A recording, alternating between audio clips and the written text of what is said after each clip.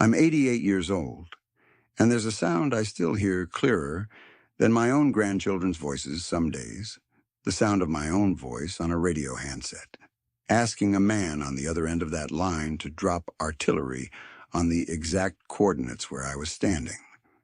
January 1968, Khe Sanh. I'd made sergeant a couple of years back, earned it the hard way, the way you earn everything out there, and by the time that siege started, I already had men who trusted me to keep them breathing. That's not a small thing to carry, trust like that.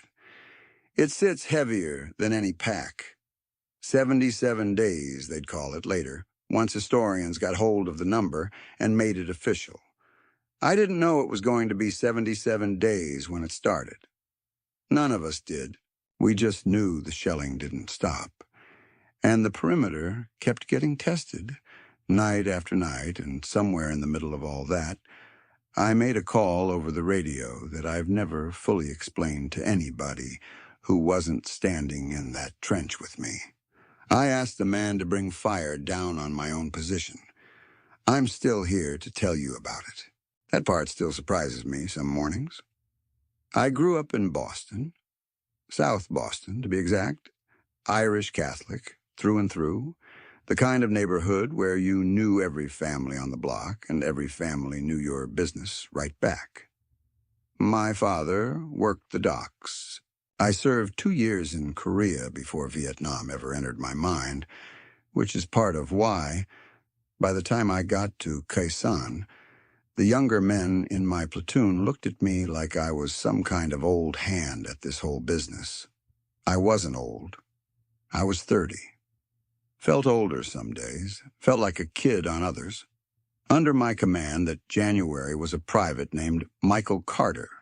Good kid, sharp, steady hands on a radio, though that's a different story for a different day, and a boy from Nebraska, Sullivan, who I'd bring along on more than one bad night before this war was through. But Khe Sanh was its own animal entirely. We weren't moving through jungle looking for contact.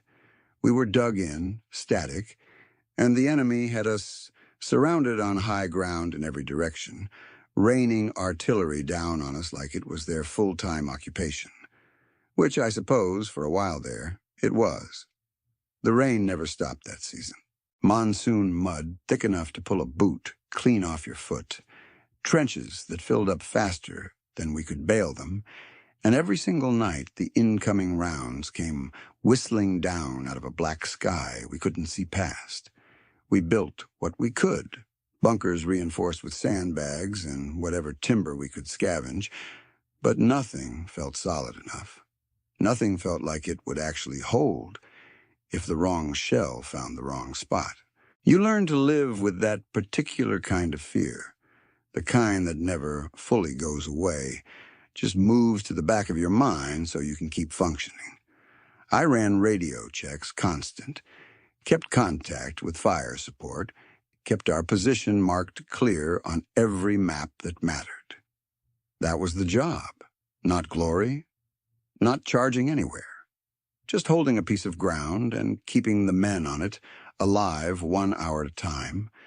Some nights the shelling was so heavy you couldn't hear the man beside you shouting. You just watched his mouth move and understood by the shape of it. You all right? Still here. That became its own kind of language out there. Late February. A night I've never managed to put fully behind me. North Vietnamese forces hit a forward position hard, close enough that the line between us and them had gone thin as paper. I had men spread along maybe 60 yards of trench, and word came back that the enemy had broken through part of the wire on our flank. I got on the radio to command, requesting illumination rounds first, trying to see what we were dealing with in that dark. What came back instead was flares, lighting up a scene I wish I'd never seen clear. Enemy soldiers inside our own perimeter, closer than I'd understood, moving between our positions faster than we could track. "They're inside the wire," I said into that handset. And I remember my own voice sounding strange to me, too calm for what I was looking at. The fire support officer on the other end asked me for a fix on their position so he could bring artillery to bear. I gave him what I had. But close as they were mixed in with us by then, there wasn't a clean answer to give. Not one that kept my own men out of the blast radius, too. I had maybe 10 seconds to make a decision that I've spent the rest of my life making peace with. I could ask for fire danger close enough it might catch some of my own men in it, or I could hold off and risk the enemy closing the gap entirely.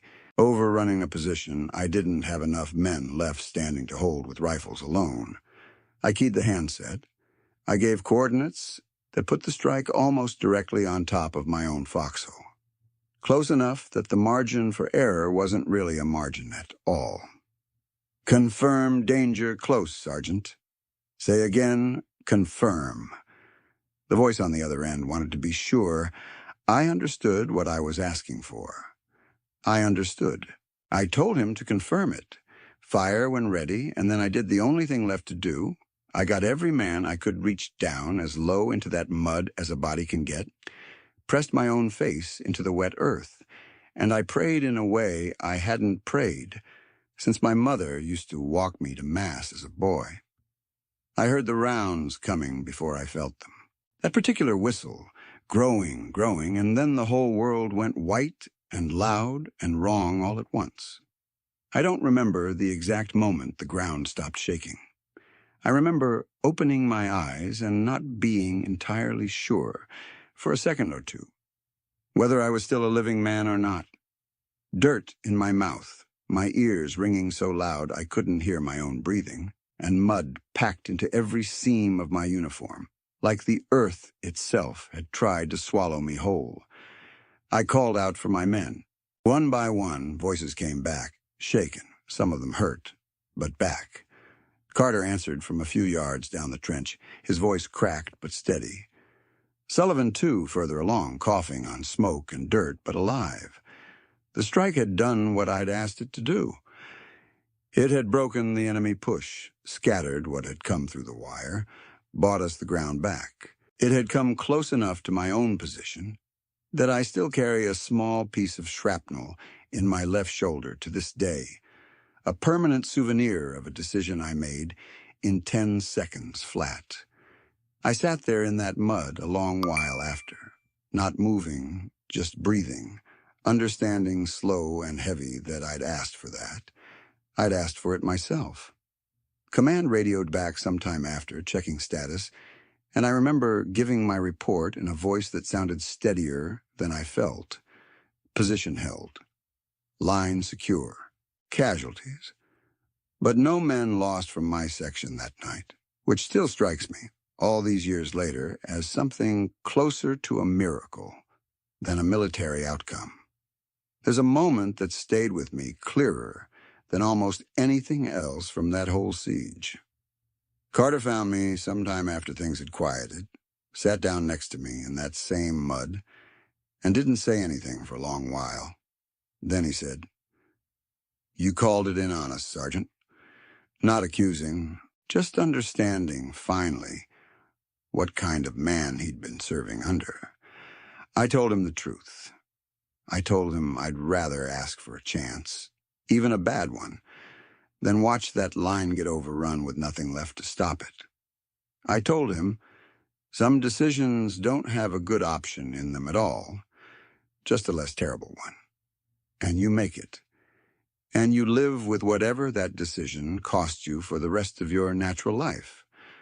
I didn't feel brave saying that. I felt like a man who'd gambled with other men's lives, including his own, and happened to win. 77 days that siege lasted, though the night I'm telling you about was only one of them. One night among many, though it's the one that comes back to me clearest, and the one that still shows up some nights when I close my eyes. If you've made it this far with me, I'd be grateful if you'd subscribe. I've got more nights like this one, more men like Carter and Sullivan worth remembering out loud, and I think there's value in an old man finally saying these things plainly, instead of letting them stay buried in a shoulder that still aches when the weather turns. Because here's the truth about that decision I made, the one I've carried 58 years now. It wasn't courage that made that call. It was arithmetic. Simple, terrible arithmetic about who was going to live through that night, and I did the math as fast and as honest as I knew how. I made it home to Boston in the fall of '69, shrapnel scar and all, and my mother, God rest her, held on to me at the door a long time before she said a single word. My father just nodded at me the way men of his generation nodded at everything. But I saw something in his eyes I hadn't seen before. I think he understood, without me having to explain, that I'd come back different. I stayed in the Corps another 15 years after Khe Sanh, made it to first sergeant before I finally hung it up for good. Carter and I stayed close for decades. Christmas cards, phone calls, the occasional reunion where we'd stand around not saying much, which was its own kind of conversation between men who'd been through what we'd been through together. That piece of shrapnel is still in my shoulder. Doctors told me decades ago it wasn't worth the risk of digging it out, so it just stays there. A permanent reminder every time it aches before rain that some decisions cost you something real, even when they're the right ones. People ask me sometimes if I'd make that same call again, knowing what I know now, and I tell them the truth. I hope to God I never have to find out. But if I was standing in that same trench, same mud, same 10 seconds ticking away, I believe I'd make it again. Because the alternative wasn't really an alternative at all. I'm 88 years old now, and I'm still here, which is more than a lot of good men from that siege can say. I don't take that lightly. Not one single day of it. If you got a veteran in your family who carries something like this, a decision, a scar, a piece of shrapnel that never came out, I hope you'll ask them about it gently. And I hope you'll tell me about them down in the comments. I read every one, and I remember every name you share with me. And if you want to hear the rest of what happened at Khe Sanh in those 77 days, from a private side of it, Michael Carter's got that story. I'll point you his way when you're ready.